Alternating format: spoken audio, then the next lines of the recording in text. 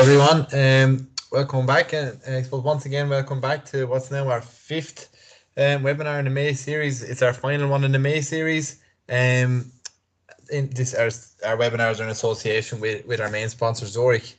Tonight will be on games-based coaching. My name is Ray Harris, Games Development Manager in Wexford. With me tonight, delivering the workshop, we have Shane O'Hanlon and Seamus Byrne. On the background, we have, as always, Derek Hassan, who looks after the technical side of things. So again, Wexford Coaching and Games are delighted with the response so far. I think the response and the engagement and the interaction we've had on each of our webinars have been fantastic for us. Tonight we're hoping for a repeat of that. We hope that everyone will interact who's been asked. We really welcome your feedback throughout.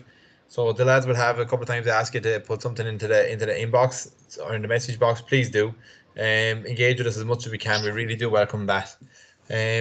The lads, Seamus and Shane, along with Dara, have put together a really good presentation tonight, and really hope everyone gets something out of it. So yeah, again, engage with them as much as possible. Just a reminder for everyone, we are recording. This will be released to everybody next week. So all of our webinars in the May series will be released next week for everyone who has signed up so far. Remember to keep your mics off and your cameras off throughout, just to stop any interference. And again, it is technology side of it, so bear with us if anything does happen. If there's technical issues, bear with us, and we get it sorted as quick as we can. So for me, thanks again for joining us tonight. We hope to have a question and answers at the end. So if you have any questions, we hope to get to them at the end. And yeah, so for now, sit back, enjoy, and I'll pass you over to Shane and Seamus. Thanks very much. Thanks, Red.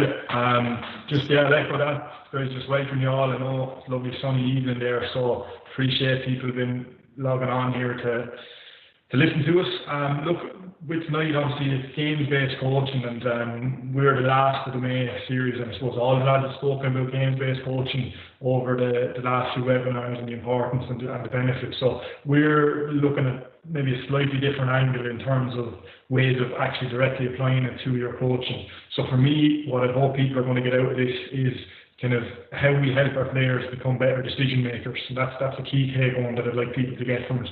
The other one then is the different tools we as coaches can use, the likes of questioning, especially, and Ray mentioned about discussion.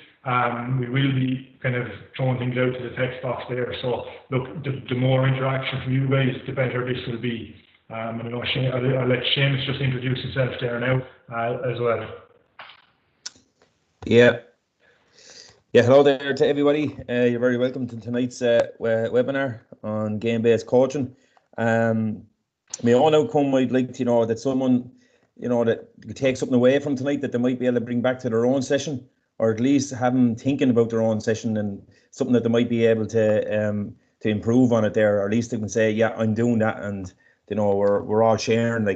Again, the game-based coaching for me, then, what I'm looking at it is it has to kind of begin with you as the coach, looking at your team, whether that's in matches or in training sessions, and looking at, trying to figure out, well, what are we good at here? And when you do figure that one out, then you want to excel in that area. And then, well, what are we not good at? And there you want to improve on it. And hopefully tonight you'll get something from that. Definitely for me, it's a simple one. Learn to play the game is by playing the game, and that's what really tonight is about. Okay, so I'll put you back to Shane there now if you want to get started, Shane. Yeah, so just look at an overview, and we've touched on this, but we're going to look at why we play the game, or what we love about GA games. The example, we're going to have a video up here in a minute. It's going to be a hurling example, but everyone will be able to take from it. We're going to go through what games-based coaching is. As I said, I know everyone will probably have a good idea that's been tuning into the webinar so far. I mentioned about decision makers. That's one of the key take-homes, and how we make our players better decision makers. Our coaching toolkit. Any of you that have been on a coaching course, probably with me or Seamus or the likes of Al or Lloyd or any of the guys that do the coaching courses, I've probably heard that expression, coaching toolkit, and questioning is a big one there. And then where do drills fit in? I often get worried when we talk about games-based coaching so much that it comes across as anti-drills, but it's not. And we look at the kind of how the games-based model works to accommodate drills as well, or where the piece they play in it. So if you flicker on there, Dara. So first video, while this is going on, this is the first piece of interaction that I'm going to look for from you guys. So I've titled this Samba Hurling, but it's actually called The Magic of Hurling, and it's what we love about the sport. While this is going on, if there's anything in this that you like, or any sort of clip that you say, geez, that's brilliant, type it in, you know. So there's a few, there's scoring, there's tackling, there's different skills of the game, there's different things, there's different players. So if there's anything in it that you see and you like, that, you know, that's a bit of flair about it, put it in the text box, okay? So just don't be afraid, even if it's just the player's name or whatever goal or whatever it might be, just throw it in there. So we'll let it play on there and you guys type in as you see, okay? Off we go, Dara. It was a game for the gods, and gods played.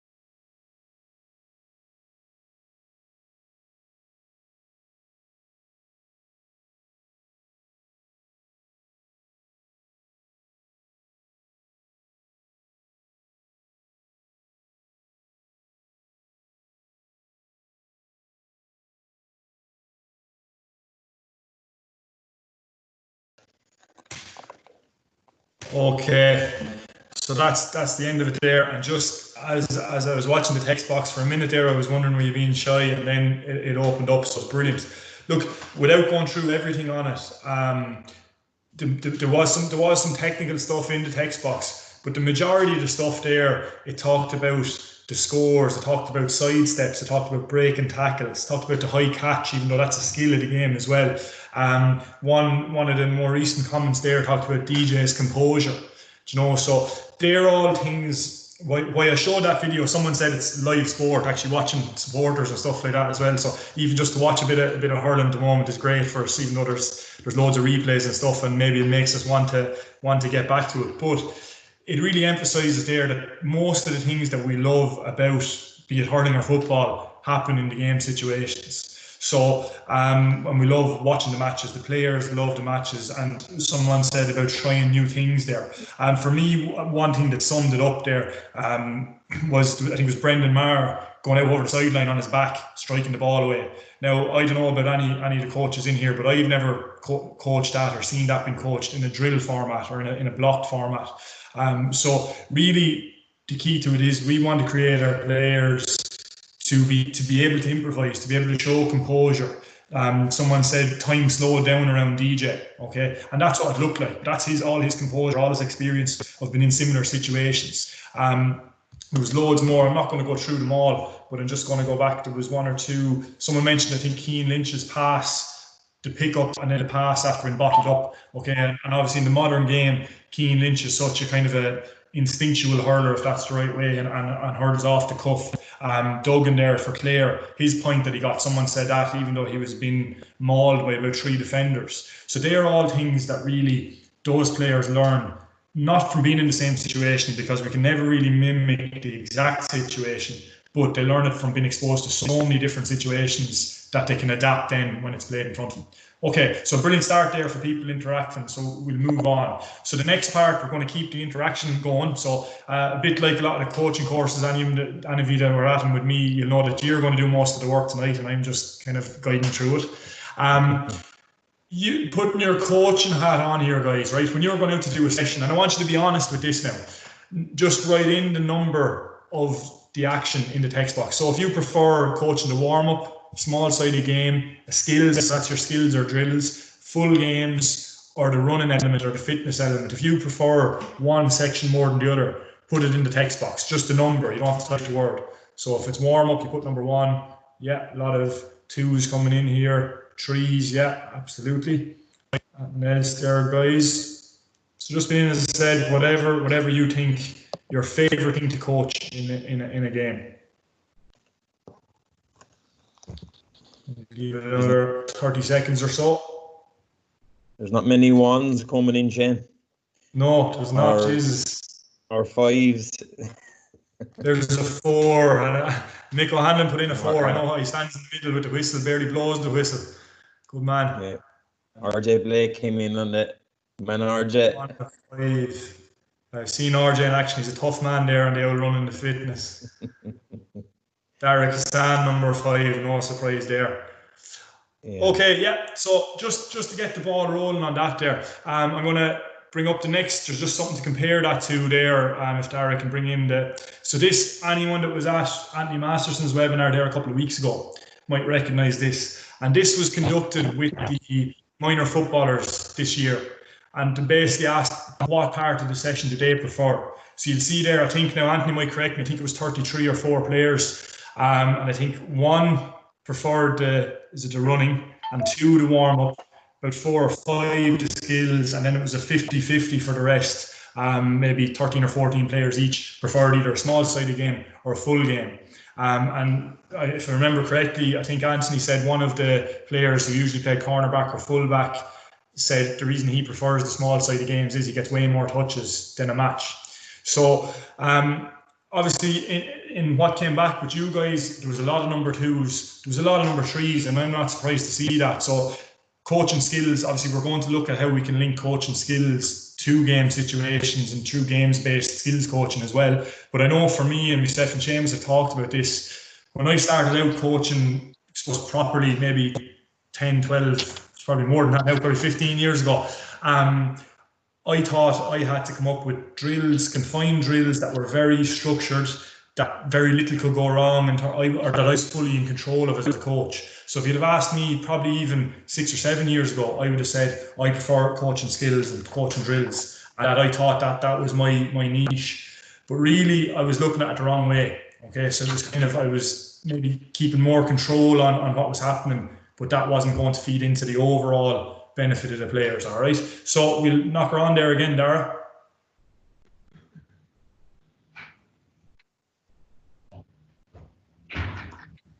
We can. Maybe Dara's taking a break, is he? So just, we said what is games-based coaching, and this, I'm not going to dwell too much on the writing here. It's a mixture of a few different definitions that I've come across, but basically it's using a variety of games to teach something. Okay, and variety there is an important word, and to teach something. Okay, as opposed to drills. Okay. It's the same concept as the play in the actual game situation. So we want players to learn the skills, learn everything in the game, but we want it in a game situation so they can apply it directly. The second point there is key to it. We want our players to become better decision makers, okay? And they can have all the skills in the world, but not knowing what to do in the different situations, that's what will hinder the development of a lot of players. and we go back to DJ there being composed in that situation. You had Ollie Baker, one of the toughest guys of his generation, hanging out of him, going to take his head off, and he was still able to just throw a little sidestep and buy himself time. So you just click the next picture that comes in, Dara. And this is why I'm not dwelling on the definition too much. To me, this picture sums it up, especially for those of us coaching the younger kids. I don't get it. Every practice we dribble around these cones, but we never play against cones in games. So again, going back to my own coaching in the beginning, and I'd say Seamus, a lot of the lads would agree with this. I used to come up with the most complicated drills where there was turn left at this cone, strike it at this cone, do a stand on your head at this cone to make it look like I was super organised and super knew everything that I was supposed to be doing. But really, that was probably I wasn't willing to let go and to give the freedom of a game situation. All right, so that quote there, we never play against cones in a game. Not saying don't use cones, but it's one that emphasises the message for me from tonight. Okay, so we flick on there. So yeah, so that's coming in there. Any of you that have done a coaching course recently with the GA might recognise that circle there. That's effectively, it's our O2 model, or our total playing performance model. It's often called as well. And it's all we need to be a complete player, or everything, all the ingredients to play our games. So it's tactical prowess, team play, technical proficiency, physical fitness, playing facts, and psychological focus. When we look at decision making, if the next bit comes in there, Dara, it's taking it through that model, okay? And this is something called the decision making continuum. So really, we look at it, this can be a long term, or this can be just in one session, or it can be right from beginner right the way up to adulthood. So you learn the technique and probably learn it unopposed or stationary, or at a kind of an easy level first. Then we take it through to opposed. Now that can be a number of things. It can be a time constraints where you're putting pressure with time. It can be someone shadowing. It can be maybe 1v1 situations. It can be maybe where you give the attacker the ball and then the back comes in, but you let him win it. So it's not full match situation. Moving in then to the decision making, the tactical prowess element. So that language we know from our coaching courses, any of us that have done them. That's where we start learning when to use the skills that we've learned, and why we use them, and in different situations. So that's the key. And then we put it all together in match situations. That's where the team play element comes in set plays, when to use it as part of the bigger scheme of things. If you click on the next few bits that come in at the bottom there, Dara, so you can bring them all in, yeah. So we go drills, practice plays, condition games, small-sided games, and full games. And with those, they're in a kind of an order there, but you can revert from full games right back to drills, right back to looking at the technique unopposed, or you can go from small-sided games back down to practice plays and back up. So it is a steps of progression, but the top coaches, inter-county level, they'll often go from a small-sided game back to a practice play, back to a drill, then back up to a full game. So we will get into that a lot more as we go on, and Seamus has a few videos that really highlight that. But that's our decision-making continuum, and really it's a skill of the game, adding a layer to it every time to get it closer to what that player is going to have to do in a match situation. Okay, so you flick on, Dara. I think we have a video here for Seamus now to further show it. Yeah. Okay, lads. So just keeping that table in mind there. Okay, this is a video there I done with my own two lads here at home in lockdown, and basically the idea was to come and my 13-year-old there and work on the high catch, and not only just working on the high catch on his own, but like going through that last table that you're seeing there, where it's technical, unopposed, and then it goes technical where he is being opposed. So you can just play it on there for me, Dara, please, for a second. Okay, so I'm just going through the coaching here. You might hear me even saying to him there, his right hand is a little bit far up the hurl there for me on it.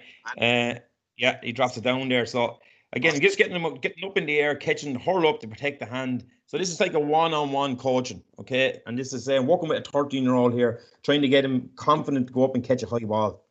And it's the start of our table there, where it's technical, unopposed. We're going in now, and you can go ahead there, Dara, into it. Okay, so here now bringing him in and showing him where exactly he's going to be used in the game, but also what other technical elements he's going to need if he wants to succeed in catching a high ball with somebody on him. I'm explaining to him here to put his catching hand over his hurley hand over his opponent.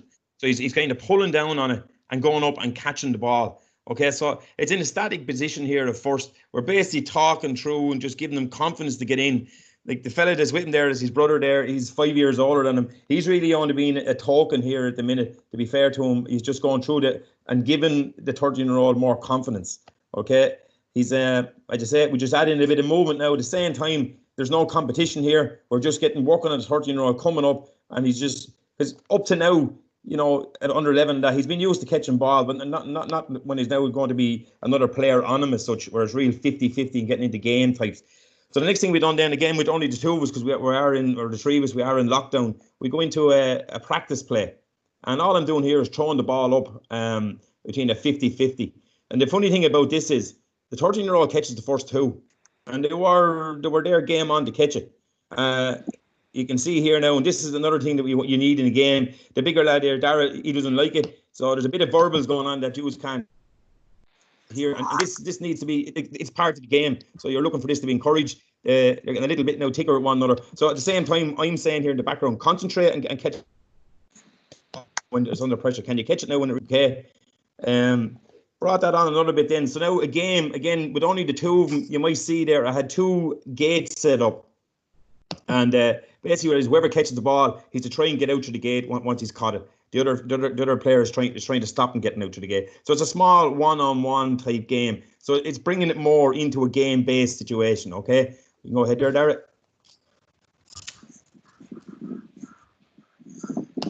Okay. And again, it was a pity I didn't have the camera wide there, because you can just see in the background the ball's flicked over his older brother's head, which doesn't go down well. But again, it's now, once the ball is caught, now you need to react. Okay, so that's the next part of it. Now the ball now really tussling for it here. Now you hear me telling the goal, get out the gate. Again, this is just trying to bring it into a more game based. The next thing then is coming in here.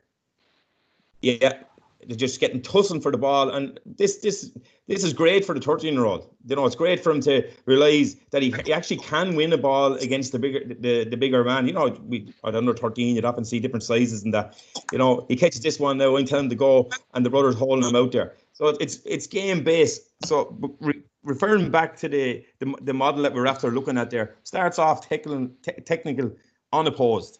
Get the confidence into the player. Then we bring it up opposed. And you're just showing them where is it going to be in the game, and what extra techniques do you need now when you're going to be coming across an opponent. And then from there, then practice plays, one-on-one high ball. And again, it's really about getting confidence into them, into the condition game. Now, obviously, we couldn't go now into a full game, but if we did, and you know, if I'm looking out through the window here, what a beautiful evening. It would be brilliant to have 20 lads there wanting to go at it, like, you know. But again, you have a 15 on 15 or whatever you have inside the game, and whoever catches a high catch or something, you'd be given an extra score for, and so on. So that's just to say the progressions working off that last module we're after me looking at. All right, Shane? Yep. And just before Darragh moves it on, I see my brother Mick is in the group there, and I remember similar ages in the yard doing the very same thing. And Mick actually broke my hand because I was putting it up unprotected. So that talk about the game-based decision-making and learning, a lesson I'll never forget. And I'm trying to get him back since. But that's why I love to see the bit of tussling and stuff. And you put any two chaps competing like games in a game situation, they're going to want to improve and they're going to want to get better at it. So it's where we learn those skills. And referring right back to the video at the start, like Tommy Walsh or a few of the people we saw going up and making unbelievable catches, they didn't learn that by just hitting it off a wall by themselves or someone throwing it up on their own. They learned it, they learned their timing from going up competing with people. Just the next couple of slides, guys, there's a lot on them, but I'm going to fly through them fairly quick because I think we've a couple more videos and there's going to be a bit of discussion that's going to make some of the stuff clearer, but it's just worth making a sort of mental note of, or even if you want to take a quick picture on your phone if I am going too fast. So what games-based coaching should be used to do. So this is what we as coaches should aim when we're implementing games-based coaching. So the first point is probably the most important, or almost the most important. We're aiming to set up situations that are likely to occur in a game, okay? Likely to occur. We're not going to be able to tell what happens in any game, but situations that are likely to occur. So that can be attackers coming in from an angle, that can be an overload of defenders, or a 3v2 situation, or whatever it might be. Guide players, and that's a key word, guide players in identifying the options available to them. Okay, so we're not telling them, especially with younger players, if you start telling them what to do, it doesn't go in. They need to kind of discover it themselves. So we guide them to come into their own conclusion. Okay, and the same again, guide players in their learning process. Okay, through questioning and guided discovery. There's that word questioning again. We'll be coming back to that fairly strong in a minute. And set up situations where the player will respond to and solve their own problems. So that comes back to the whole decision maker thing, solving problems. Okay. This one here, your comfort zone, where the magic happens. This applies for me both to the player and to the coach. Going back to the example I gave for myself when I started out coaching, I was in that comfort zone in terms of coaching, where I had the players in straight line or uniform drills where very little could go wrong and I didn't have to step in and think off the cuff. But in terms of development, they were in their comfort zone and I was in the comfort zone. So where the magic happens, that's our game situations. That's where we're not going to be able to say exactly what's going to happen. So we can't plan for it. So we're going to be solving the problems as we go. Because once they cross the line into a match situation, we definitely don't know what's going to happen. And just on the bottom one there, because a match is fluid and ever changing, and just like all of us probably were watching loads of Netflix and The Last Dance and things like that. I actually watched a different sports documentary there only the day before yesterday. It was the Steven Gerrard Make Us Dream. And it started when Michael Owen was talking, and he was talking about how himself and Stephen on the same youth team, why they had such a good relationship. And they said there was no situation ever the same in the match, was what Michael Owen said. No situation was ever going to be the same. But him and Steven Gerrard were ahead of everybody else in making the right choices in those situations. And they were on the same wavelength. So he puts that down to why they were the two, first of all, why they played together, but why they were the two best players on the team. So they were solving the decisions faster, and there was no decisions the same. So that's, I only watched it yesterday and it struck with me for this. Plus I'm a Liverpool fan as well, so it was good to see that. If we move on, Dara, to the next one. So when we do all those things, so when we put the players into situations and we guide their learning, this is what we hope that they will take from it, okay? So we want the players to learn how to scan, how to be looking around as the game is going on. That can be taught in nursery when they're playing little, catching games, how they're looking around or avoiding someone coming to tag them. Or even you move on a little bit, games like dodgeball, where they're not sport specific, they're still working on fundamental movements, but they're having to use peripheral vision and concentrate on more than one thing at a time. First, taught decision making. That's back to our clip earlier on. A lot of the highlights, a lot of the best teams, again, the Keane Lynch, the Brendan Maher on the ground, DJ, they were instinctual first thought decisions that there wasn't a thought process going on for ages. Will I do this or this? They were able to make the first decision really quickly and go with it. And I think that's the key. We're encouraging that. Knowing that the player in possession should make the decision. That's very important, that we're not over coaching him or he's not listening to the players around him in the wrong way. Then the player off the ball can advise the other player. So I'm not contradicting myself, but the player off the ball knowing what to do as well. The beauty of game situations is it's not just the player on the ball that's learning. The player that's off to the side has to decide whether he calls for the ball, whether he moves into the space, whether he moves out of the space to make room. So that's all part of the process as well. So when we put our players into a game situation like this graphic here, we're putting them at a crossroads, and any answer could be the right answer, but they need to discover it themselves, and they need to have lots of different chances to discover the different things. Okay, so we click on to the next bit. So questioning, so I've mentioned that a few times and I said I'd come back to it, so we're going to try and look at it here now. In a game situation, and I'm going to look for a bit of feedback in the chat box here now. So in small sided games or whatever it might be in your coaching, or even in matches, how do we use questioning to develop decision making? So for example, what I'd always do is that I'd ask, rather than saying, geez, you did the wrong thing there, I'd ask the player, if you had that ball again, what would you do? Okay, so I'm going to give you a minute or so on this. If people could put in similar questions that they use or that they might think of in situations to get their players improving their decision making. So what questions would you ask your players in games or small-sided games to improve their decision making? If they've made a mistake, if they've taken a shot from a wrong position, if they've, you know, given a pass away or whatever it might be, what might you ask your players? And I'll give you a minute, I'm not going to panic there. Yeah, Shane, I'm going to put you on the spot there now in front of everybody here, right? Thanks, Seamus. Yeah, you take me there now, just to give the people an example of what we're looking for here. So I have the ball, okay? I'm playing, you're coaching me. I've taken on the defence. I got around me man, and I went and took a shot at the, for a point, and I missed it. You've seen something there. And I'm thinking I've done the right thing.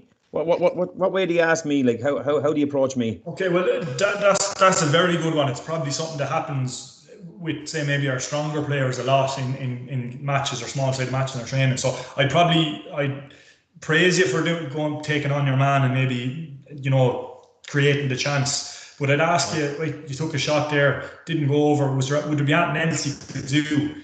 And then I don't know what you come back. You might come back with something on a Seamus. I don't know. You might tell me feck off. No, I did the right thing. I tell you now, because I did get around him now. I'm actually picturing myself now when I was about 18 years of age there, Shane, right? I got around him now. I'm first. John there in the corner made a great run out to one side, but I kind of had my mind made up to take the shot. I don't know, maybe, was he in a better position? Yeah, and then you could ask the exact example that's on the slide there. Well, if you had the ball again, what might you do? Or you'd say, the important thing would be to ask the question in a way where it's not a yes or no answer. So if I ask Seamus, well, look, if I could give you it again, what would you do? What would you say to me, Seamus? I see there in the text box. Yeah, you might give the pass, or you might it might be a thing where you could have taken an extra few steps to get in a bit better position to score. Like, the shot mightn't have been a bad decision. Just looking at the text box, there's a brilliant one there from Marguerite Gore there. What went well and what would you change? So there's an open question. You're acknowledging something went well, and then you're saying what could you do the next time. So it's very important, particularly with the younger kids, that you do acknowledge when they do the right thing. It's very important. Mag there, was there a better option? Would you play that ball again or do something different? From Al, was the goal on? Oh, sorry, it's moving on me. Yeah, it was the goal. I seen it. It was the goal on for your corner forward with the pass. It probably was. I would say that, yeah, maybe I should have gave the pass in. Yeah. But I'm greedy. Yeah.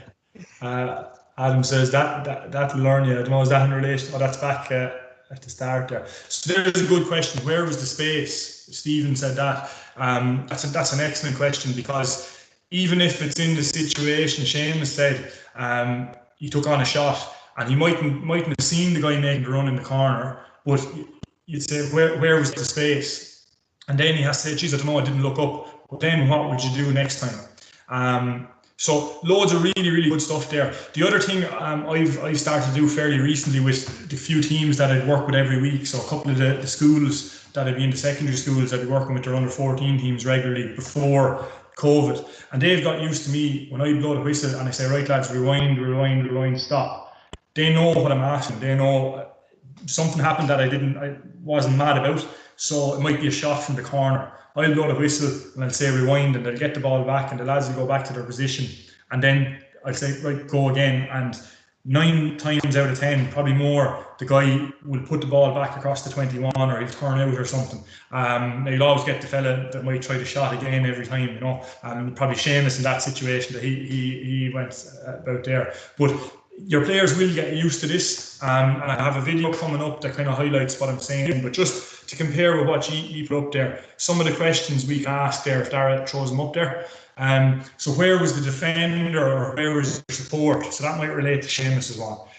What did you see when you got on the ball? So did you look up? Did you scan before you made a decision? Where was the space? A few of us had that one. Could you have done something else? Where could X have moved to? So even not necessarily you ask the player on the ball, could someone else have helped him out?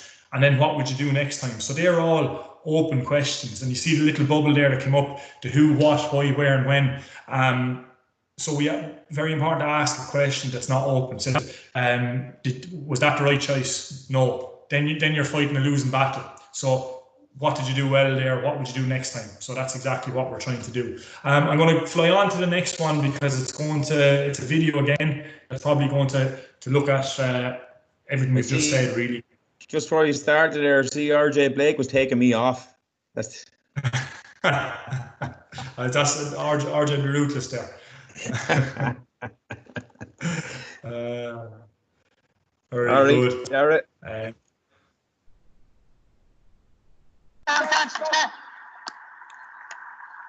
So Darry, you can actually turn the sound off in this one because it gets a bit noisy there if you don't mind.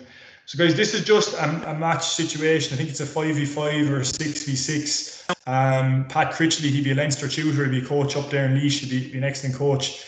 This is him freezing the game like we talked about. So chap got the ball there and he kind of threw a blind hand pass out to the side. So he's asking the players to go back into position. And this is, the audio is not good on this, but he's actually asking questions. Do you know, where were you? What was happening? And you'll see he even does a little bit of technical coaching in terms of what could have been done here in a minute as well. But he's talking to the player about scanning, looking up before he makes the decision here. Okay, so he's highlighting, he's acknowledging what happened. Little bit of technical there now. When you're picking up, you have that time to look up and use the ball or have a scan around you again. Okay. He's actually asking the chap now, why did you go this way? Was there any other options? You can see the chap pointing, could have went straight down the middle. There was a gap there. The beauty of this, he's going to let it play in a minute, but you'll see it actually breaks down from this point, but the same or a very similar situation happens organically, and you can see how the player reacts in question when it happens. Also advising not to do this. Okay. I don't think he was coaching the front of the charge, although that big full back looked like he could take it, but I'd say that's probably not the best move in terms of our coaching. But if we watch here now and I let it play, and you guys can make your own decisions based on it there. Again, if there's any feedback, throw it in the box. Something you think that you like or don't like, throw it in the box.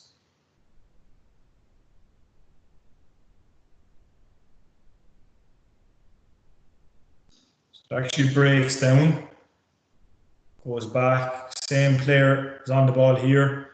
He does the exact technical pickup that Pat was demonstrating and he drives out, okay, and ends up with a goal. Now he might have taken one or two too many steps, but I suppose probably the emphasis of what was being coached here was driving out to the ball, or when you get the ball, getting your head up and driving out and been looking around while you're moving, which was a key message there. So you click on sorry. No, I was just going to say, Shane, on that video there, I was actually at that session, and some people looking at it might, they could very easily put in there that he was stopping it too much. To be fair, it was only for demonstration purposes that he was stopping it. I'm sure he let the game go on more. You wouldn't be starting all the time. But it was excellent. The point he was getting across there, fixing the point, and then let the player go figure out how to work out the problem solving basic and decision making. Yeah. It was an excellent session. Yeah. In fairness, there's a comment in there from Kevin. Instead of stopping the whole game, you could take the player out and go through it with the same level of questioning. That could be very, very useful to do as well, Kevin. Absolutely, especially if you have a couple of coaches. Definitely, you could go out and even a player looking at it from the side, which is you were in that situation a minute ago. What do you think you could do, or what do you think you'll do the next time? So absolutely. So there's loads of different ways, and I suppose the key to that will be knowing your players. I know certain players wouldn't have liked being put on the spot like that chap there. So you as a coach will know your players, and the example you used there, Kevin, could be excellent. Just to put a bit more meat on that video there. So the games-based model. Now, some people will have seen this, and it's probably been floating around for a while. But basically, it goes play the game. Then freeze the game, like what happened there, fix the skill. So address the issue that you've seen, why you've frozen the game, you're addressing the issue, and then you're given some instruction how they're going to improve it. You've done all that, you send them back into either the same game or even a modification or variation of the game. When I'm doing it, I like to probably play a game, then do the intervention, which is to fix the skill, and maybe then make a slight modification when we go back to it. It might be just adding in a rule to do with the skill or with the activity that we're looking at. So in that case, maybe in Pat Critchley's video, it might be that every player has to take 5 steps when they get the ball, if that's what he was emphasising. And that might be the little bit of instruction you give everybody when the game starts back. Just on the left-hand side, you'll see when you're doing this and you're applying a games-based coaching model to your session, and for all sessions really, just focus on one key skill or one key message. If you start addressing everything, because there will be a lot more going on than what you're honed in on. So if you start trying to address everything, your message will get lost in translation. So in that instance there, again, going back to the video, the pass could be breaking down. As I said, he didn't blow the chap up for steps because he's wanting to get him to drive out. There mightn't have been the right runs off the shoulder, but he's addressing the guy taking on, getting the ball and driving forward and then scanning as he's going. So keep that same message. Understand the progressions and regressions of the skill. So we mentioned about the high catch in the game there, Seamus's video. So if that is the skill you're working on, if it starts breaking down in the game, know what you're asking the players, even take a step back when you freeze the game, step back and go through it again before and know what you're aiming for. So the progressions and the regressions especially. The last 2 points are key. There's going to be mistakes. Seamus mentioned it earlier. We want mistakes. Learning doesn't happen if there's not mistakes. So we want mistakes. So it's your job as the coach to facilitate learning from those mistakes. That's where a question comes in. That's where what would happen if you did it again? Is there anything you can change? So those type of questions really important on that. So I'm just going to go on. We have another video to kind of show it from a slightly different angle. I'll hand you back over to Seamus here. Yeah, I'll just explain the game here, lads. This is another one there I done with the 2 lads here at home during lockdown. And basically what it starts out is a game-based Handpass. It's an activity, okay? Now, you're after seeing the 2 different tables there or models that we've had. The different stages, the technical, opposed, unopposed, conditioned games, and then into full-sided games. I'm only going to go about halfway with this there, and I'm going to pose a question to you then, and looking for you to come back into the chat box then to try and finish it off, okay? So if you want to start her out there, please, Dara. Okay. So basically, I just went straight into it. So let's say I want you, first of all, the picture. That's another 3 groups of 2 running through there. I've got 3 different colour poles. I got yellow, orange, and red. Now, already with just the 2 lads in it, it's breaking down. Okay, I wouldn't have probably gone through in detail what the activity is supposed to be. Basically, what I was looking to do is to hand pass it. So if you just stop, pause it a sec there. So as a coach, then I'm stepping in now. Okay, now I'm looking for you to try and picture there that there's 8 players say there. Okay, so 4 groups of 2. So I'm going to go back in now, and what I'm really going to work on here. Because I said to myself, right, this activity isn't working. I need to bring it right back down and work on the technical proficiency, which is just basically the skill of hand passing and build confidence within the lads. Okay, so you can play it there for me, Darryl, please.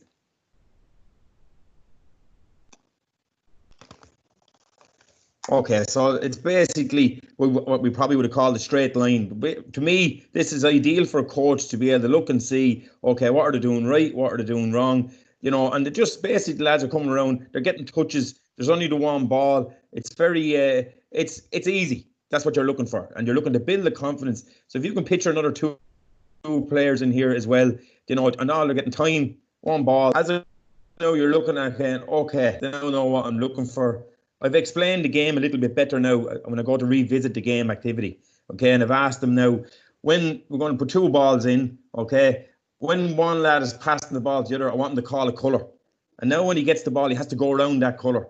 When he comes around, he calls another colour. So basically just throwing in another, basically making it more difficult and just seeing they're going to be able for the next level and see, is the confidence there to bring it on? So you could play it there for me, Darryl, please. Okay, so the lads are off now. You probably can't hear them. They're calling a colour. Okay, 2 balls going around. And if you could picture now, as I said to you, another 3 pairs in there doing the same thing, the amount of sidestep and movement, catching, doing, and I have it in such a way that when they get the ball, they at least have to take 4 steps to get out before they actually go into another skill of hand passing it. Now, there's just a bit of summary. So I introduced the activity, I worked on the technique, confidence, revisited the activity, and then praised the improvements. Okay. Now, what's my next step? Okay, you are after looking at the you're after looking at the 2 models. Okay, and what's the next step? I'm going to ask you now. How will I now turn this now into a more game-based activity, more like a game? How do you now? What's the next thing? What would you introduce here? And I like is the picture that there is at least 8 players there. Anyone, any ideas? Make it opposed. Yep. Hand pass chest height. Yeah. Okay. RJ has in there. So basically, RJ, you were saying put in there like one of the pairs can take away from the other pair. 2 teams of 4, 5v3. Yeah. 4v4, 5v3. Very good. Okay. So now it's a possession game inside the circle. That's excellent. So the other thing as well there, just to add on then from that. Okay. So now we have it opposed. So we're counting scores here. So how do we make a game? What makes a game? You know, to become a game. So you have to have scores in it. So we're having here keeping X amount of position, zone, whoever can get to 10 first type thing.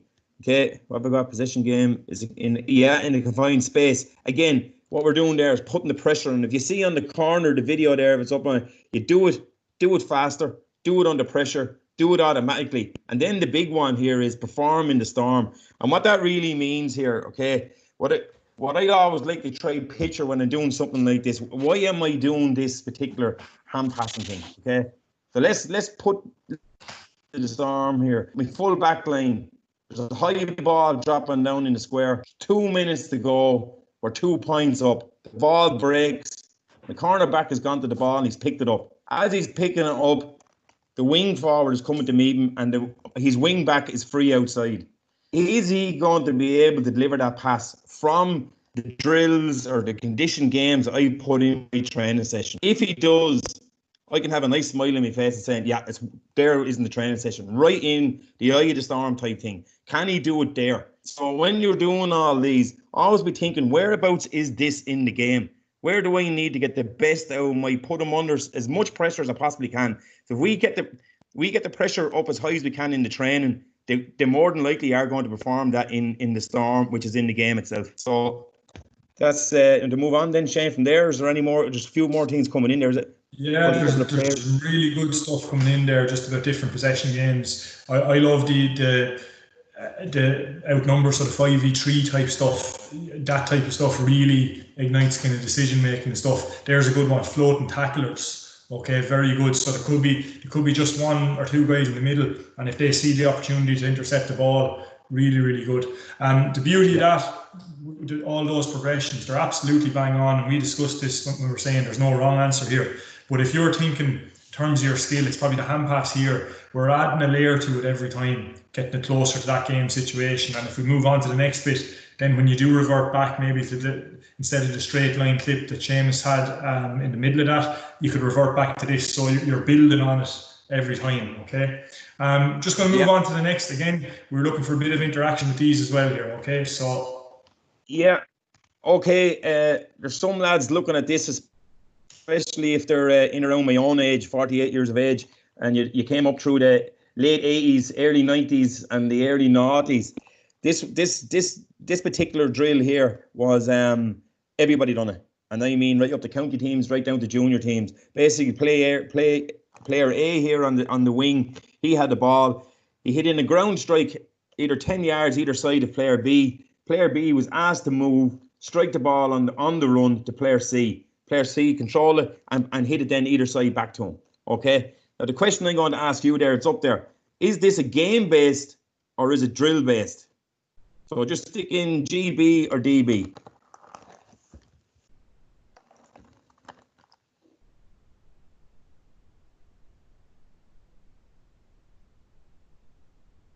Yeah.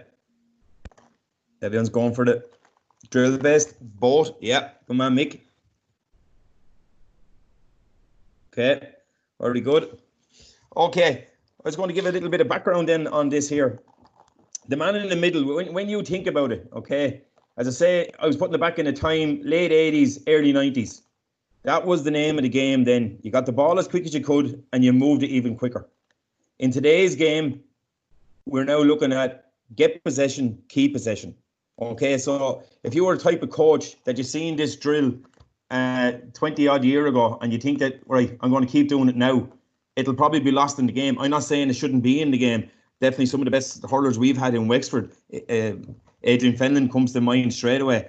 You know, this was right up his street, like, and we were known for this type of hurling. But what would you do now? You after saying the type of game we have now is get possession, keep possession. What's the first thing you can do to change this? Keeping the same format, man in the middle. What now do you add in to make it more of a game-based coaching for today's game?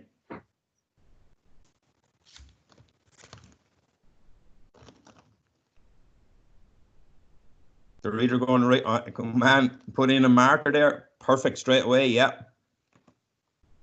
Anything else, lads?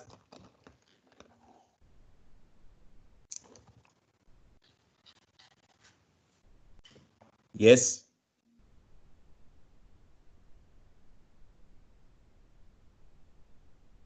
Okay.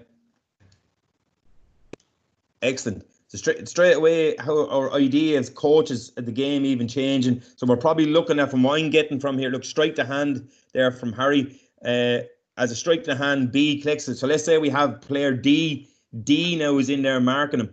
We're looking for player B to take it. And someone suggested there that maybe player B can give it back to player A, who then can give it on to player C. Now, that is typical of our game today. That's what we're looking at. And that's, I just wanted to get that one in because I knew everybody would know the man in the middle one. It was a game, it was a drill we all done years ago. But to be fair to the coaches and all back then, that was the sort of game that we played. So in one sense, it is almost like a game-based activity, we probably call it. It's not an actual game, but it was reflecting on the game that was played in them times. Like, now we're talking about putting a man on player B. We're looking for him to get possession. We're asking to give it back to player A, to give it to player C. That's all about keeping the ball. So that's perfect there. Shane, I think you've got one now from the football side of things, have you? Just any of you familiar with football, I'm sure noticed the truck and trailer drill. So again, same question, is it games based or drills based? So you have four corners, you're moving the ball around, you're giving it, taking it, and moving it on to the opposite corner. So again, I'll just give you 30 seconds there. Again, GB or DB, whatever you think.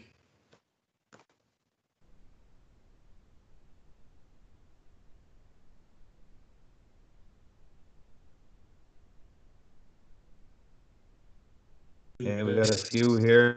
Mick O'Hanlon's going for both again. He's on the fence a lot of the time there. We'll have to put him up on it. There's RJ. I take RJ off. RJ is on the fence with a bit of both. Come on, RJ, get off the fence there. Very good. Look, in fairness, yeah, probably there's no wrong answer. Both comes in there. For me, and this is probably a personal thing as much as anything else, and maybe some of the likes of Anthony there or Lloyd, some of the more experienced football coaches in the group could jump in if they want.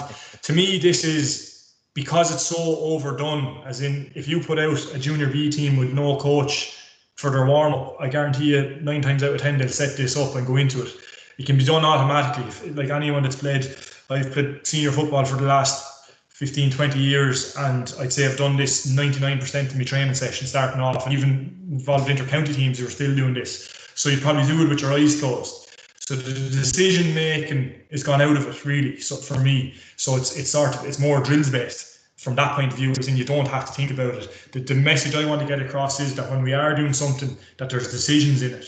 So same question as Seamus asked, and anyone that wants to question me on that or disagree with me, definitely jump in there. We'll have it out here, no problem. But same question: how can we make that more games based? Can we turn it into a games based activity? So any suggestions there? Again, just 30 seconds. Any suggestions on how we make it more games based?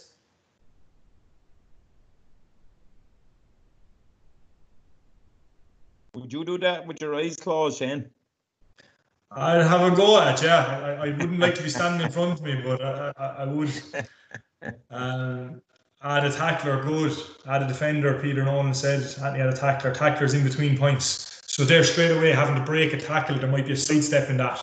Okay, token defender, bringing up opposing players. So straight away, one simple thing, it's closer to what we're going to do in a game.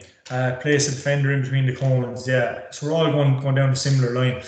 When we were discussing this earlier, we were kind of going through it with some of the lads. I think it was, correct me if I'm wrong, could have been James Donoghue or someone said, just kind of half joking, scrap it and just do a small-sided match. Yeah, maybe it was Barry. So for me, yeah, I'd nearly prefer to see a 6v6 possession game for a minute, take a break, do it again. That's a part of your warm-up, because the passing then is it's instinct, and it's more like what's going to happen in the game. Mightn't quite do this one with my eyes closed, but I'd say a lot of us who played a lot of football and done this drill a lot, you kind of, I switch off when I'm doing this, because it is so automatic at this stage, and we want to avoid that in our games. Okay, so yeah, adding a defender, 6v6, things like that, brilliant. Widen the area, kick pass, hand pass, so you're varying the skill, good stuff. We'll move on to the next one there, because there's still a bit of discussion to go. Yeah, so with this, again, going back to our coaching courses, people might be familiar with this, or they might at least have seen the step model. It's changed to step R now.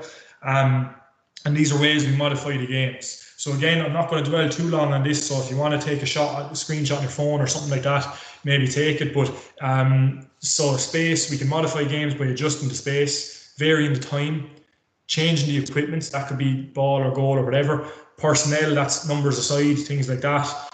The rules and conditions, that's our modified games. Okay. There's just a couple of other things I want to throw in there. So the types of games that we can use. Okay. We've spoken a lot about how to apply it and stuff, but there's such a wide variation of games, and really, if this would be a whole nother webinar nearly in itself, but I did feel like we had to mention it. So the type of games used to modify games and to look on different skills. Fun games, okay, they can be target games, non-invasive, so like some no man's land, where you're striking at a target or kicking over an area. Good for warm-up or practice play. Modified games are our small-sided games where we modify the numbers or the rules or the playing area, and then our full games are 15 aside, and they can be used as well, just as well. And then the last one, James Flynn sent me on this today. It comes in there, Dara. Yeah, so this is just a little acronym for when you are coaching games. There should always be a goal or an objective to your game. So it goes without saying we should do nothing when we're coaching that doesn't really have a point, okay? And that takes me back to truck and trailer. So a lot of coaches, and no offense, I was one that did it as well. You did it to fill time nearly. You did it because you felt like you had to do it. So there should be a really obvious objective, or there should be a goal to it, or as well. Achievable, okay? So it should be at the right level. We talk about that a lot. We would have spoke about it in Willie's webinar about coaching the child. It should be at the right level. It should motivate the players. They should be interested. So that kind of goes into, it should be a little bit challenging as well as achievable. It should motivate the players. It should be enjoyable. First question a child will ask you, first question an adult will ask you at training, when are we playing a match? So it's what they want to do, so that's why we should do it. And a way of scoring it is another way of modifying it. We mentioned that in some of Seamus's videos there. If you add in a scoring, it's straight away ups a notch in terms of the game, and it's closer to that full match situation. So again, those points, we're not going to dwell on them too much, but I did feel like we needed to throw them out there, and they'll help with the next part that Seamus is going to go into here now as well. Okay, this is one there, traditional setup of backs and forwards, okay? Backs and forwards there, this is something there, I put in an award 1 there with JJ Dial in Bunclody. We had at the end of a session, probably came out of an idea there. I'll have to give my own brother a plug here. With Mick Byrne there, we done one in Crown Ford, where we just put up on a board a backs and forwards session. And this is the traditional setup. And basically, again, Annie's that we're going through back in my time playing, this is the way it was set up. The coach stood where he was. He drove in balls, usually into the forward. It was always the forwards got a better advantage. You won your own ball, and you just take the man on, try to get a score. There might be a tactic of high ball down on top of the full forward and try to come off and breaking ball. So I'm going to now, using the stepper and thinking of today's game and how I'd modify a backs and forward session. I'm going to give you 2 examples. Okay, if you can go on then, Dara, please. Okay, so I'm calling this zones or numbers. Okay, And you can see there's squares coming in, okay? And what they're representing is, okay, the coach himself will be out there around the blue square, okay? And he'll have 3 or 4 balls there. And then each other square, again, will have 2 or 3 balls in it. Obviously, just on the sideline, so, you know, when the game's going on, lads can't trip over hurling balls and that. What the coach does here is he shouts a colour. So he could shout red. And automatically then the cornerback knows he's the turn, get a ball there, and he has to walk it out there, okay? What usually happens there then, and what I'm thinking is a stepper here, I'm working on space as a coach, okay? And I'm trying to pull my defence right over, pull him in all different directions. So my defence, my cornerback's gone into red, he's going to try and work it out. Obviously, the fullback's gone over to help him. That means the cornerback will move over in the fullback position and so on. As soon as that ball is cleared, I'll possibly call green or yellow, where now we have the attack now is changed direction. Again, the team now, and that's exactly the way it happens in a game. You have your cornerback comes out, he drives the ball out, not looking where he's putting it, has gone to a midfielder, gives a crossfield ball, corner forward gets it over the bar. So I'm working on space on that one there. Another thing I'd add in then, in each square, I'll probably add a number. So red could be 1 and white could be 2. Now you're bringing in a little bit for the brains to be switched on for the fellas. You could shout like 2 instead of white. So white is 2 and it's white, so they have to go to either one. Again, you haven't switched on. This can be brilliant for lads. You really, you know, some lads think, well, I'm only there to get the ball and drive it out. My job is done. Always need to be switched on. So there's just one way of modifying that game there, okay? And again, using the stepper, I'm working on space. Another one that's good with that one is, let's say you have a midfielder. Sorry there, Dara, just 1 second. You can go back to the other one for a minute. Let's say you have a midfielder, and this is great for kind of one-on-one coaching while the backs and forward session is going on. You could have your midfielder or halfback that's possibly starting on your team, and you want him to have a look at what's going on here. And you're going to ask him, I want you putting ball into space. So instead of now the coach to call a square, let's say he calls red again. Everyone's gone to red. Once the ball is cleared, you pass the ball to that player that you're looking now to coach for him to see space. He should be hitting that ball in either to green or to yellow. So now you're getting a one-on-one coaching, but you're doing it in a team scenario as well, where the backs and forwards are working, but he's getting full time on the ball. You give him that chance to see, oh, now I see what you're looking, now I know what you're looking to get from him. Okay, so the next scenario then, please, Dara, you can move on. Okay, obviously, in Wexford, this now has become a series. I think if Davey Fitz is in now, he doesn't want me to give away too much here to anybody. But again, the biggest mistake the teams make is championships coming up the weekend. They're a little bit fearful of the team. So I think we'll play a sweeper. And they throw a lad in there, put him in there and expect them to just sweep up like Kevin Foley does for Wexford. That's not going to happen. Number one, there's so many different types of sweepers. You can have a defensive sweeper. If the full forward is lethal and he needs a second man on him, you're playing him in front of him. You might need him to come to be the player that brings transition from backs into forwards. So when the centre back wins the ball, instead of the sweeper standing there, he's running off the shoulder, he's taking the ball on, and he's going to create an overlap. So that's more like an attacking sweeper. There's different types of way of playing that sweeper. But the only way you can do that is it's got to be driven in your coaching sessions. You can't just throw him in there 2 days or the week before the championship and expect him to hurl there. He has to learn how to do it. Sean Murphy started off doing it. Kevin Foley came in, and I've seen some of the lads' senior training sessions. It's brilliant what they're doing. It's no wonder it's working for them because they're doing it in this sort of situation. I'll just open up the text box there now, looking at the same setup, and you can take just the backs and forwards, 6 on 6 and 2 midfielders. What else can you bring in there using the stepper? You know, if you think of the stepper there now, what else can you bring in? Or if anybody has another idea or variation on backs and forwards that they do now, if you wouldn't mind sharing it, like, and let other people see what way you're thinking. Has anyone got an idea?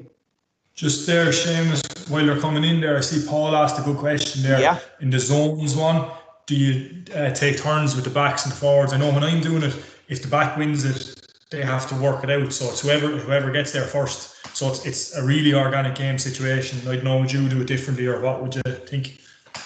Yeah, again, depending on when it was, if I was working what I thought was my full back line, I would keep them backs all the time, keep putting them in as much pressured situation as possibly could there. But the way I would mix that up now, and I'd say someone might come in with it, with the suggestion is both teams are playing in, both teams are playing out. Once the ball is poked in, whoever wins that ball has to work it out to a gate, let's say. Once they go to the gate, they're the attacking team. So the game gets, a forward learns how to play like a back, and a back learns how to play like a forward type thing. I see here we've got a place a goalkeeper in the opposite goal and get him. Yeah, very good. That's a good one. That's from Brendan. Get to use the match scenario for puckouts. Again, this is brilliant thinking now. You see Brendan's one there, Shane. He's saying about putting a keeper in the opposite end, so you can work solely on puckouts to your forward line. So you can see the different types of movement. That's an excellent idea. What else have we got? Target defender. And even just on that one, on the puck-out one, Seamus, I use this a lot because one of the few set plays you're guaranteed to have in hurling is your own puck-out. You're going to have between 20 and 30 of them in a game. So the more you can practice that with the right people, your own goalkeeper landed on your own half forwards or whatever it might be. So really, really good point there. Yeah. Use of channels on either side of the pitch to create width. Yeah, another good one there. Aidan O'Connor probably won't mind me saying this when he was at the under 16s, I think he had there last year. I was watching a session he had, and he had a line of cones right down the middle of the pitch, straight down. I was wondering what was going on here, and that's what he was doing. He was channeling. So if the ball was on one side, he was looking for the ball to be sent into the opposite side of the pitch. So players, again, were moving and creating space for themselves, but their teammate knew that if they're on that side of the pitch, it was going to be hit to the opposite side. Again, that's done in training. So when they go to a match, it's not something that just happened. It is something that's worked on. Puck outs with goalkeeper feeding from opposite. See a good point there. Mick is making a good point in fairness, and it ties into the whole game-based thing in terms of how your team sets up. So he's talking about if you want your team to pull out the wing forwards to leave space. In this case, it's a sweeper. If you're playing a two-man full forward line, this is how you get your teams used to doing it, this type of situation. So another kind of merit for using it as well, you know. Yeah.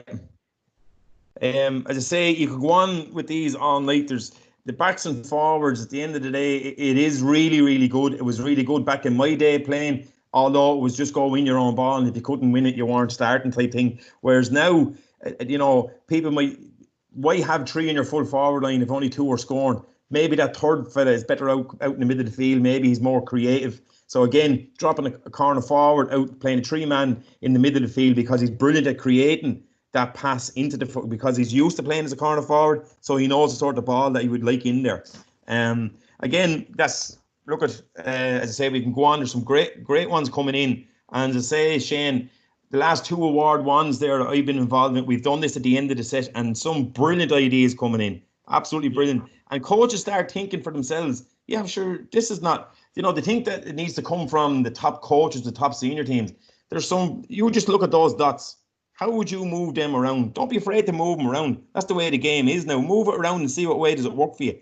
And again, I'd often there at home, I'd have a table with just pennies on it, different coloured pennies, moving around and just seeing what way it works like before I ever bring it to the training field.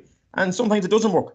You know, we're coaches, we're allowed to make mistakes too, like, even though we don't get away with it on the training, like, mind you, but you know, we have to learn how to make mistakes as well. But definitely, I say backs and forwards is a brilliant one for a games-based coaching, where you can really put it into a match situation. I'll just ask a very quick one there. Now, we're probably going well on time here, are we, Shane? Or the one I was going to bring in, I didn't see anyone bringing it in yet.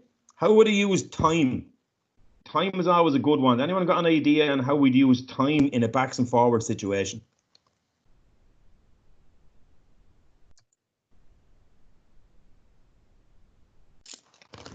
I knew we'd get one to stun them somewhere. Oh, there we go, Dara, shot clock. Yeah, you've got I presume Dara's meaning there that we're like, what, we got 2 minutes and you've got 10 slitters type thing. How many scores we get? Is that what he's looking at? Possibly. There's a similar idea anyway. Thomas going 30 seconds for defender to get the ball to the opposite goal. So yeah, time limit on it. 5 minutes, 10 plays to see the score difference. That's a very good one. We talked about, you know, when we're modifying games, if you add scoring into it, a bit of competition, going back to Seamus's two lads pushing each other around, 10 seconds to reset mark, and that's probably a good one. It happens in a game, you have to quickly tune back in, get on your man. Time limit to turn over the ball, very good. You know, Barcelona had their 4 second rule or whatever it was. under Yeah, Pep. get them all back. Yep. As I say, it's brilliant what's coming into the chat box here. I say you could talk. I know I could talk about it all night. If anybody wants to stay behind there, she will have a go at like. But Shane, do you want to move it on there? I think the next one is yours. Is it? Next two bits there. So look, to sort of tie it all up together, with some of the webinars we've been doing recently, the club ones, people will be familiar with this. Also, even our I was going to say our real workshops last year before the COVID or whatever you want to call them, you've seen these cards before. And I suppose a lot of the stuff we were talking about there, we're probably pitching it in around the youth player and maybe a bit higher up, but this is to emphasise a few things. First of all, on the tourist cards, it gives examples of games-based coaching for every age group. And also that you can apply the very same principles right the way down along to your younger age group. So this is for under 9. So you can see, well, it might be hard to see, but the warm-up activity is a game, and it's a kind of a bulldog type game where they're using the hurling the ball as well. Works well for football just the same. Then it's a clear the yard game where they're clearing slitters out, striking them on the ground out, the other team are striking them in. Again, that can be a competition, you'll be keeping score, there'll be a time on it. Then they go into their intervention, it's called there, they'll fix the skill, and it's a straight line striking drill. Okay, just to focus on the technical aspect of the drill. And then they're going to go into a small-sided match where they're playing into goals, but the condition on the game is it's ground hurling as well to emphasise the skills they've worked on earlier on. And that's sort of just another snap view, maybe slightly different to what we've shown in the videos of how to use the games-based model. And also just on the right-hand side of that card there, it's the same model we've seen already, but just shown a bit differently how it all links in together, and it's just the same thing. So the game, you freeze it, okay, you fix the skill and fuel the will, and that little sort of looks like a target sign there, the third ball down on the right-hand side, that actually gives you the different options like we showed. So your fun games, your target games, your modified games. So you pick from that sort of menu, and then it goes back into the game or a different game again. Okay, so those handouts go out at any tourist workshop, and we have age-specific ones as well that give different examples all the time too. So it's just kind of worth mentioning there for your own planning going forward. If you click on to the next one there. We had a lot of discussion about this. We had a couple more slides and we took them out and we did different things. So rather than us putting up a summary, we're going to, as I talked about that, I was going to put the work back on ye instead of us doing it. So if the ban was lifted, if COVID disappeared and we're out to do a training session tomorrow, and don't say they're all on fits, you run the shit out of them, what would you take from tonight's webinar that you could put into practice straight away in creating that games-based, that kind of learning environment? If anyone that wants to or that has been interacting, and there's loads of it, so thanks for that. Anyone, just your own summary of what you're taking from this that you could use straight away if there was a session tomorrow. What would you take from tonight, from this webinar, that you could use? Hopefully something will come back in, Seamus, not to aren't listening. Okay, yeah, Thomas, small-sided games, more touches, yeah. I actually, as they're coming in there, I have a little stat written down. It was floating around Twitter. Man United, the study, they moved from 8v8 games to 4v4 with their youth academies, and passes went up 135%, scoring attempts 260%, scores 500%. Tricks and dribbles went up 280% in a 4v4 versus an 8v8. So that just shows the difference. All versus backs v forward scenarios or colour boxes, great. Love seeing that. Write out progressions on the various skills, really good. Anthony is get the players thinking more and making decisions under pressure. We can get our players doing that. We're onto a winner. Brilliant. More small-sided games. Ask more questions of players. Excellent. Don't be afraid to stop the game and bring it back to a linear drill to focus on. When Seamus was going through that, there was a key word he used when he went back to a straight line drill, and it was confidence. Okay, we want our players confident performing the skill. We don't want to be saying, Jesus, what are you doing? You're not able to hand pass it. You give them the opportunity to regain their confidence. Very important. Layering of drills. That's a beautiful summary there from Avril. Layering of drills to make them game based. That's kind of that's said better than the way I was trying to say it. I was saying you add a step, but that's actually a really good way of putting it. Will he freeze the game? Is underused with all ages, definitely. And if any of you do want to see it in action, Willie is brilliant at that, lads. I'm sure he won't mind you when we plug him. RJ, small-sided, exactly what you want to coach. Really good, yeah. Drills Yeah. and perform in the storm, brilliant. That's what we're aiming for.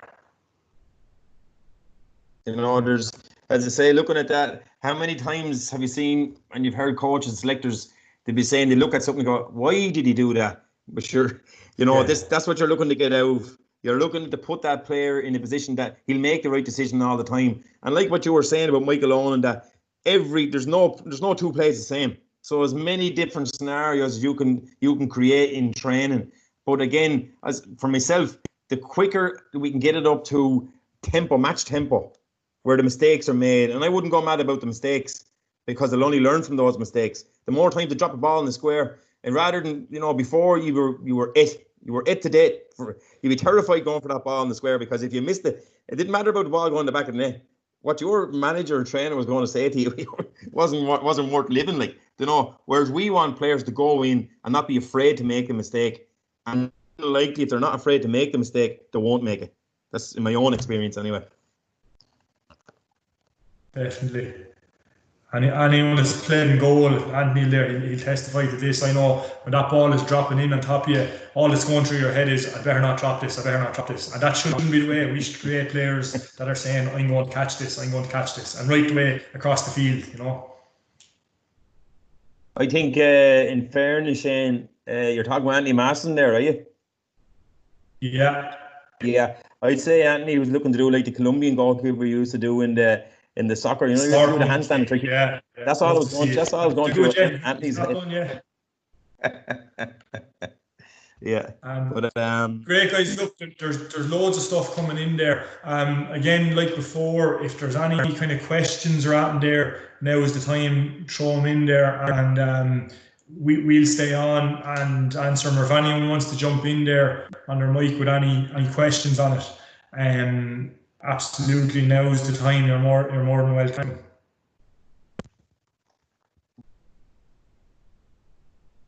All right, Ray. Ray's gone. No, I'm here. Yeah, very much so. I just open up my camera, I suppose, just to prove I'm here, Seamus.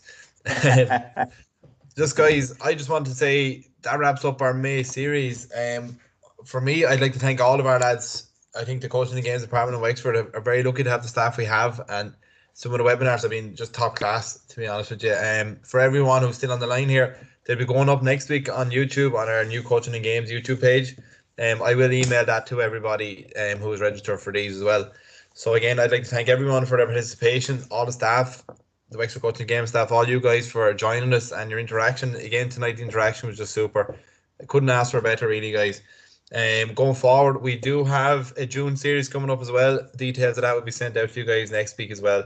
Some really good webinars coming up on planning. Another one on the need for speed in Gaelic games. And so keep an eye out for those, guys. We'd love to have you back in June as well. They will take a break for next week, but we'll be back at it then the week after. So, guys, for me, anyways, thanks again. Really, really, really appreciate your time and your efforts. And again, if you have any further questions, just drop me an email or any of the coaching staff an email, and we'd be more than happy to help with you. So, if there's anything else, say so now. One question there, Ray, just come in. I think it's a good one. Just using videos with GDPR and all, once that's grand, using videos is brilliant, because you want the players to arrive at their what they need to do more than you telling them. If a player is able to see for themselves, and that's why we use questioning, rather than us going in and telling them, if they're able to see it on a video is a great way of doing that. If there's something wrong with their striking, rather than you saying you're striking the ball wrong, you video them, ask them what do you think you're striking there. So that's a good point worth kind of worth mentioning for our own learning in game situations as well. Games-based coaching, video on games, video on small-sided games, brilliant. Yep, very good, Shane. Great answer. So guys, it's heading for 10 to 9 now, so everyone go ahead, put the feed up. Again, any questions, any further questions, just drop us an email. We'd be happy to answer any of those. All right. So again, from the team in Wexford, thanks very much, and we'll see you guys in June. Okay, thanks lads.